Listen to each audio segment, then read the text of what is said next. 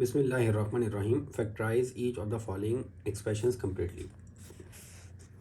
अब यहाँ पे क्वेश्चन नंबर 1 में हमारे पास क्वाड्रेटिक इक्वेशन गिवन है और इस क्वाड्रेटिक इक्वेशन को हमें फैक्टराइज करना है। तो हम इस क्वाड्रेटिक इक्वेशन को फैक्टराइज करते हैं बाय ब्रेकिंग मिडल टर्म। तो मिडल टर्म ब्रेक करते हुए किस तरीके से फैक्टराइज करना है, इसका तरीक़ाकार क्या है। यहाँ पे हमारे पास ये टर्म गिवन है जिसमें वेरिएबल की पावर 2 यानी ए स्क्वायर, फिर एक टर्म गिवन है जिसमें वेरिएबल की पावर 1 यानी ए, और फिर एक कांस्टेंट टर्म गिवन है। इस टर्म का कोफिशिएंट यहाँ पे कुछ भी नहीं है यानी कोफिशिएंट 1, इसका कोफिशिएंट 9 और कांस्टेंट टर्म। तो हमें करना ये है कि कांस्टेंट टर्म को जो आपके पास वेरिएबल पावर 2 वाला है इसके कोफिशिएंट से मल्टीप्लाई करना है, यानी इसका कोफिशिएंट 1 तो 8 1 द 8। तो यहाँ पे साइड पे मैं लिख देता हूँ 8 1 द 8। कांस्टेंट को कोफिशिएंट ऑफ पावर 2 से मल्टीप्लाई करना है, तो यहाँ पे इसका कोफिशिएंट 1 8 1 द 8। अब इस 8 के अपने दो फैक्टर्स बनाने हैं। अब इस 8 के दो फैक्टर इस तरीके से बनाने हैं कि आपको ऐसे दो नंबर्स चाहिए कि जिनको मल्टीप्लाई करके 8 आ जाए आपके पास, ये पॉजिटिव 8 है, पॉजिटिव 8 आ जाए, और इन्हीं दोनों नंबर्स को प्लस या माइनस करके सेंट्रल टर्म का कोफिशिएंट आ जाए, और सेंट्रल टर्म का कोफिशिएंट आ रहा है 9। तो 8 और 9, तो सबसे सिंपल आपके पास अगर मैं 1 के टेबल से स्टार्ट करूं तो अब आपने टेबल वाइज चेक करते जाना है। अगर मैं 1 के टेबल से चेक करूं तो 1 मल्टीप्लाई बाई 8 8, 1 और 8 मल्टीप्लाई होंगे तो 8 आ जाएगा, और 1 और 8 अगर ऐड होंगे तो 9 आ जाएगा।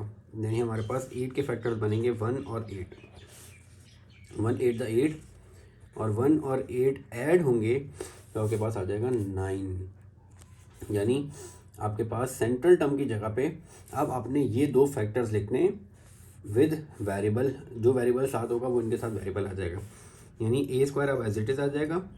9a की जगह पे आपने 9 की जगह पे 1 और 8 लिखना है, यानी ये 9a है तो इसकी जगह पे 1a और 8a आ जाएगा। अब 1 लिखा नहीं जाता तो सिर्फ a और 8a आ जाएगा। ये 9 की जगह पे आ गए और plus constant term as it is आ जाएगी। तो हमने मिडिल टर्म ब्रेक कर दी इनटू फैक्टर्स। अब शुरू की दो टर्म्स में अपने आपस में कॉमन लेना है और लास्ट की दो टर्म्स में आपस में कॉमन लेना है। शुरू की दो टर्म्स में कॉमन लूँगा तो इन दोनों टर्म्स में a कॉमन आ रहा है, यहाँ a स्क्वायर है, a square means that 2a, एक a कॉमन चला गया, बाकी बचेगा एक a। यहाँ पे एक a था वो कॉमन चला गया, तो जब एक a ही मौजूद था वो कॉमन चला गया तो बाकी रह गया 1। अब इन दोनों में से कॉमन लेना है, इन दोनों में से आपके पास 8 कॉमन आ रहा है, तो यहाँ पे मैं प्लस 8 लिख देता हूँ। यहाँ से 8 कॉमन जाएगा तो बाकी रह जाएगा a, और यहाँ से 8 कॉमन जाएगा तो आ जाएगा 1। अब हमेशा ये दोनों ब्रैकेट्स हमेशा सेम आने चाहिए। अगर सेम आएंगे तो आपने सेम सही कॉमन लिया हुआ, अगर सेम नहीं आ रहे इसका मतलब आपने कॉमन सही नहीं लिया हुआ। तो अब ये जो दोनों ब्रैकेट सेम आ रहे हैं, ये आपने सबसे पहले ये ब्रैकेट एक दफ़ा लिखना है, और फिर इस ब्रैकेट के साथ जो टर्म गिवन है वो, और जो इस ब्रैकेट के साथ टर्म गिवन इन दोनों टर्म्स को कंबाइन करके लिख देना है। तो आपके पास क्वाड्रेटिक इक्वेशन के फैक्टर्स आ जाएंगे a+1 और a+8। अब यही काम आपने दूसरे बी पार्ट में करना है। यहाँ पे आपके पास कांस्टेंट टर्म गिवन है 15 और coefficient of b square given है 1। तो constant coefficient of b square से मल्टीप्लाई होगा तो 15 1 द 15। अब 15 के अपने फैक्टर्स बनाने ऐसे कि उन दोनों नंबर्स को मल्टीप्लाई करके 15 आ जाए, और उन्हीं दोनों नंबर्स को प्लस या माइनस करके सेंट्रल टर्म का कोफिशिएंट आ जाए जो हमारे पास 8 है।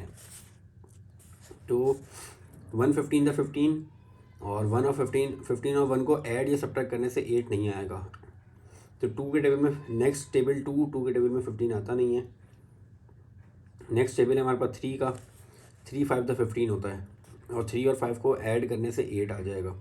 यानी यहाँ पे फैक्टर्स आएंगे 3 5 द 15, और 3 और 5 को ऐड अगर मैं कर दूँ तो 8 आ जाएगा।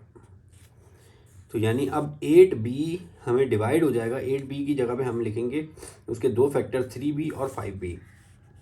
तो first term as it is आ जाएगी और last term as it is आ जाएगी। सेंट्रल टर्म की जगह पे ये जो फैक्टर्स लेके हैं हमें ये लिखने हैं, यानी इसकी जगह पे एक आ जाएगा 3b और एक आ जाएगा 5b, यानी 8b को हमने डिवाइड कर दिया इन दो फैक्टर्स में। अब शुरू की दो टर्म्स में आपस में कॉमन, लास्ट की दो टर्म्स में आपस में कॉमन। इन दोनों टर्म्स में कॉमन चीज़ जो सेम आ रही है, 3 यहाँ पे 3 नहीं है, बी स्क्वायर और यहाँ पे एक बी, तो यानी दोनों में एक बी कॉमन आ रहा है, तो मैं बी कॉमन ले लेता हूँ। यहाँ बी स्क्वायर यानी 2 बी हैं, एक बी कॉमन चला गया, बाकी रह जाएगा एक बी, यहाँ से बी कॉमन चला गया, बाकी रह जाएगा 3। अब इन दोनों में वेरिएबल तो इसमें मौजूद है, इसमें वेरिएबल ही नहीं है। 5 दोनों में कॉमन आ रहा है, तो दोनों में से 5 कॉमन लेता हूँ, तो यहाँ से 5 कॉमन जाएगा बी, और यहाँ से 5 कॉमन जाएगा, तो 5 3 द 15, 5 3 द 15। तो अब ये दोनों ब्रैकेट सेम आ रहे हैं और ये सेम ही आने चाहिए। अब ये जो ब्रैकेट सेम आ रहा है, इस ब्रैकेट को मैं एक दफ़ा लिखता हूँ, बाकी अब नेक्स्ट ब्रैकेट में जो इस ब्रैकेट के साथ टर्म आ रही है और जो इस ब्रैकेट के साथ टर्म आ रही है, दोनों को कंबाइन करके लिख दूंगा। पार्ट सी, कांस्टेंट टर्म को मुझे सी स्क्वायर के कोफिशिएंट से मल्टीप्लाई करना है, तो 21 द 20। अब 20 के मुझे दो फैक्टर्स ऐसे बनाने हैं कि उनको मल्टीप्लाई करके 20 आ जाए और प्लस माइनस करने से सेंट्रल टर्म आ जाए। सेंट्रल टर्म है -9। तो अगर मैं 1 के टेबल से चेक करूँ तो 120 द 20, और 20 में से 1 माइनस या प्लस करने से 18 या 19 या 21 आएगा, तो -9 तो नहीं आ रहा। और अगर 2 के टेबल में चेक करूँ तो 2 10 द 20, और 2 और 10 को ऐड करने से या तो 12 आएगा या 8 आएगा, 9 नहीं आएगा। अब 2 के टेबल के बाद नेक्स्ट 3 के टेबल में 20 आता नहीं है। 4 5 द 20, और 4 और 5 को ऐड करने से 9 आ जाएगा, तो मैं यहाँ पे लिख देता हूँ 4 5 द 20 और 4 और 5। अच्छा, अब यहाँ पे मसला ये है कि 9 मुझे नेगेटिव चाहिए और 20 पॉजिटिव चाहिए। 9 नेगेटिव तभी आएगा जब इन दोनों में से बड़ी टर्म के साथ नेगेटिव होगा। तो मुझे जो यहाँ पे साइन मौजूद होगा, मैं यहाँ पे इन दोनों में से बड़ी टर्म के साथ वो साइन लगा दूंगा। यहाँ नेगेटिव है तो यहाँ भी -5 के साथ आ जाएगा। अब 4 के साथ या तो पॉजिटिव आएगा या नेगेटिव आएगा। अगर तो पॉजिटिव में लिखता हूँ तो +4 -5 -1 बनता है, -9 नहीं आएगा।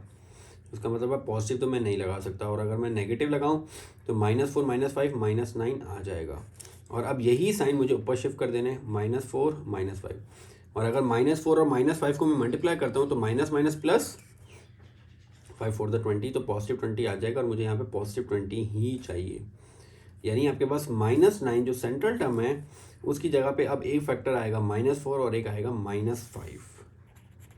तो आपके पास फर्स्ट टर्म और लास्ट टर्म तो एज इट इज़ आ जाएगी, और -9 की जगह पे आ जाएगा -4c -5c। अब शुरू की दो टर्म्स में कॉमन, लास्ट की दो टर्म्स में कॉमन।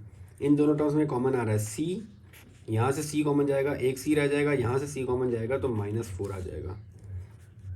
इन दोनों में से -5 कॉमन ले लेता हूँ, यहाँ से -5 कॉमन जाएगा, माइनस कॉमन चला गया, जब माइनस कॉमन जाएगा तो ये माइनस वाली टर्म पॉजिटिव हो जाएगी, और यहाँ पे -5 कॉमन, बाकी रह गया c, और जब यहाँ से माइनस कॉमन जाएगा तो साइन चेंज हो जाएगा।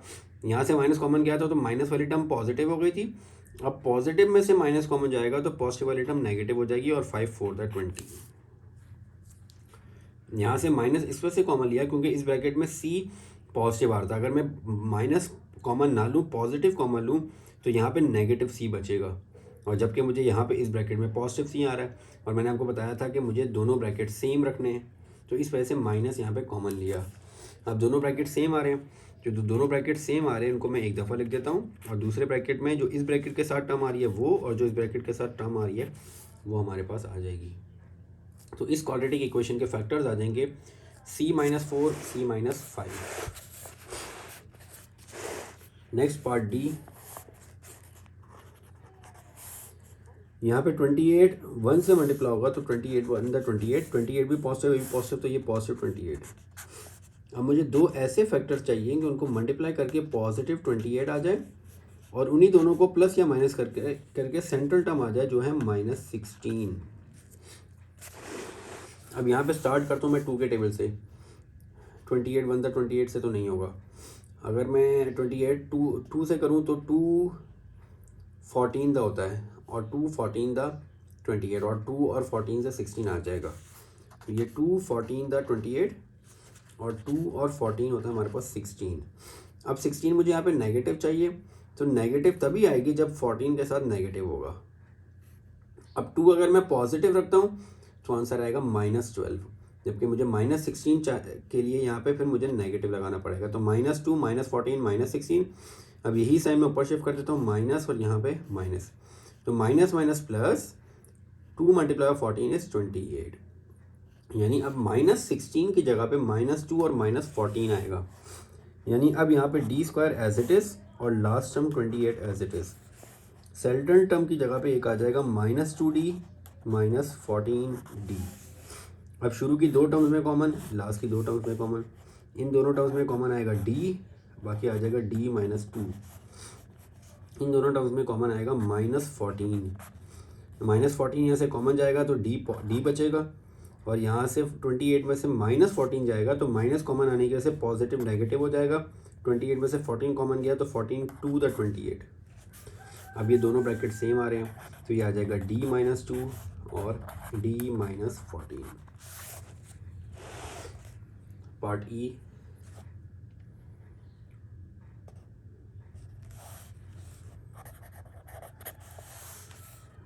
हमारे पास लास्ट टर्म है -16 और -16 ये है 1, -16 1 से मल्टीप्लाई होगा तो -16। अब नेगेटिव टर्म आ रही है, मुझे दो ऐसे फैक्टर्स चाहिए कि उनके मल्टीप्लाई करके -16 आ जाए और उन्हीं दोनों को प्लस या माइनस करने से सेंट्रल टर्म आ जाए जो है हमारे पास +6। तो 1 के टेबल से तो होगा नहीं, 2 के टेबल से चेक करें तो 2 8 द 16 और 2 और 8 6 बन जाएंगे, यानी 2 8 द 16 और 2 और 8। अब साइन लगाने के लिए आपने सेंट्रल टर्म के साइन से स्टार्ट करना है। सेंट्रल टर्म का साइन पॉजिटिव है, इसका मतलब है बड़ी टर्म के साथ आएगा पॉजिटिव। अगर तो मैं 2 पॉजिटिव रखता हूँ तो आंसर आएगा 10, जबकि मुझे 6 चाहिए, इसका मतलब 2 के साथ मुझे नेगेटिव लगाना पड़ेगा। तो 8 - 2 इज 6 और यही साइन ऊपर शिफ्ट हो जाएंगे, तो माइनस प्लस माइनस 2 8 द 16 और वही -16 हमारे पास मिल रहा है। तो यानी आपके पास फर्स्ट टर्म और last term as it is आ जाएगी। सेंट्रल टर्म के फैक्टर्स आ जाएंगे -2 और +8, यानी -2f + 8f। अब शुरू की दो टर्म्स में कॉमन, लास्ट की दो टर्म्स में कॉमन, तो इन दोनों टर्म्स में कॉमन आएगा f, बाकी बचेगा f -2। यहाँ से कॉमन आएगा 8, तब भी आ जाएगा f -2। तो जो सेम ब्रैकेट आ रहा है उसको लिख देता हूँ, फिर पहले ब्रैकेट के साथ जो टर्म्स है और जो दूसरे ब्रैकेट के साथ टर्म है वो आ जाएगी f -2 f + 8। तो ये आ जाएगा हमारे पास पार्ट ई। देन पार्ट एफ, -20 1 से मल्टीप्लाई होगा तो -20, -20 के दो फैक्टर्स, -20 ऐसे दो नंबर जिनको मल्टीप्लाई करके -20 आ जाए, 120 आ जाए और प्लस माइनस करने से सेंट्रल टर्म आ जाए +2। अब 2 के टेबल में चेक करूं तो 2 60 द 120 होता है और 2 और 60 प्लस माइनस करने से 2 तो आएगा नहीं। 3 के टेबल में 3 4 द 12, 3 × 40 और 3 और 40 को प्लस माइनस करने से 2 नहीं आएगा, यानी ये तो 2 तो बहुत छोटा नंबर है, यानी मुझे बड़े नंबर से चेक करना है। अगर मैं 8 से चेक करूं तो 8 के टेबल में 12 नहीं आएगा। 10 के टेबल में चेक करूं तो 10 12 आ जाएगा। 10 12 120 और 10 और 12 को प्लस या माइनस करने से सेंट्रल टर्म आ जाएगी 2। अब मुझे साइन लगाने हैं तो साइन सेंट्रल टर्म से स्टार्ट करने हैं। अपने सेंट्रल टर्म का साइन पॉजिटिव है तो बड़ी टर्म के साथ पॉजिटिव, तो +12 और 10 के साथ मुझे अगर मैं प्लस लगाता हूँ तो 22 आ जाएगा, यानी यहाँ पे लगेगा -12 -10 आ जाएगा 2 और यही साइन ऊपर शिफ्ट होंगे 10 के साथ नेगेटिव और 12 के साथ पॉजिटिव, यानी माइनस प्लस माइनस 10 × 12 120। यानी यहाँ पे आपके पास first term as it is, last term as it is, central term के फैक्टर्स आ जाएंगे -10h + 12h। अब शुरू की दो टर्म्स में जो कॉमन आ रहा है वो यहाँ पे 2h, यहाँ पे 1h कॉमन आ रहा है। 2h में से 1h कॉमन गया, h बच गया, यहाँ से h कॉमन गया -10। इन दोनों में से जो कॉमन आ रहा है h दोनों में मौजूद नहीं है, कॉमन नहीं आएगा। 12 कॉमन आ जाएगा, तो +12 मैंने कॉमन लिया, यहाँ से 12 कॉमन गया h, 120 में से 12 कॉमन जाएगा तो 12 10 द 120। अब ब्रैकेट सेम आ रहा है, जो ब्रैकेट सेम आ रहा है वो एक दफ़ा, और दूसरे ब्रैकेट में फर्स्ट ब्रैकेट के साथ जो टर्म आ रही है और जो सेकंड ब्रैकेट के साथ टर्म आ रही है वो आ जाएगी। Moving to the next part G. Part G में हमारे पास -12 1 से मल्टीप्लाई होगा तो यहाँ पे आ जाएगा -12। अब -12 के मुझे फैक्टर्स बनाने ऐसे कि उनको मल्टीप्लाई करूँ तो -12 भी आ जाए और उनको प्लस माइनस करने से सेंट्रल टर्म आ जाए जो है -4।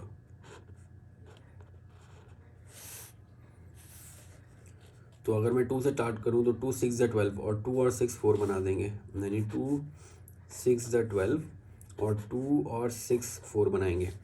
अब मुझे यहाँ पे सेंट्रल टर्म के साथ नेगेटिव साइन है तो बड़ी टर्म के साथ नेगेटिव, और यहाँ 4 लाने के लिए मुझे यहाँ पे प्लस लगाना पड़ेगा, माइनस प्लस माइनस होगा, 6 में से 2 माइनस होंगे 4, बड़ी टर्म का साइन आ जाएगा, यही साइन ऊपर शिफ्ट हो जाएंगे, माइनस प्लस माइनस और 6 टू द 12, यानी यहाँ पे आपके पास फर्स्ट टर्म और last term as it is आ जाएगी।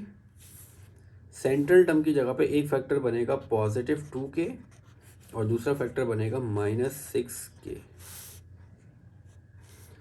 अब शुरू की दो टर्म्स में कॉमन आएगा के, यहाँ से के स्क्वायर में से एक के कॉमन जाएगा, बाकी रह जाएगा के और यहाँ पे रह जाएगा 2। अब ये ब्रैकेट पॉजिटिव है तो यहाँ पर भी पॉजिटिव बनाने के लिए मुझे माइनस कॉमन लेना पड़ेगा, -6 कॉमन ले लेता हूँ, -6 कॉमन जाएगा तो पॉजिटिव के, यहाँ से -6 कॉमन जाएगा तो +6 टू द 12। अब ब्रैकेट दोनों सेम आ रहे हैं, जो ब्रैकेट सेम आ रहा है उसको मैं एक दफ़ा लिख देता हूँ और पहले ब्रैकेट के साथ टर्म और जो सेकंड ब्रैकेट के साथ टर्म है वो आ जाएगी। नाउ लास्ट पार्ट, -21 1 से मल्टीप्लाई होगा तो ये आ जाएगा -21। अब -21 के दो फैक्टर्स आपके पास जिनको मल्टीप्लाई करके -21 आ जाए और प्लस माइनस टक करने से सेंट्रल टर्म आ जाए -20।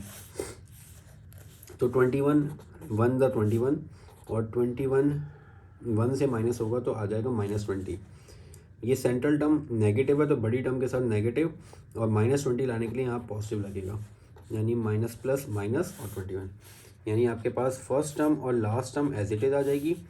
सेंट्रल टर्म के फैक्टर आ जाएंगे, एक आ जाएगा -21m और एक आ जाएगा +m।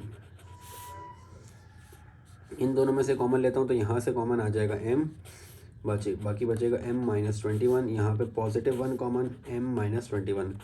जब दोनों में से कुछ भी कॉमन नहीं आ रहा तो मतलब 1 कॉमन आएगा, तो m-21 बाकी एज इट इज़ आ जाएगा। दोनों ब्रैकेट सेम आ रहे हैं तो जो ब्रैकेट सेम आ रहे हैं उसको मैं एक दफ़ा लिख देता हूँ, बाकी आपके पास आ जाएगा m+1। So this is the last part of this question. So this is the question number 1. Inshallah in the next video we will start the next question. Assalamu alaikum.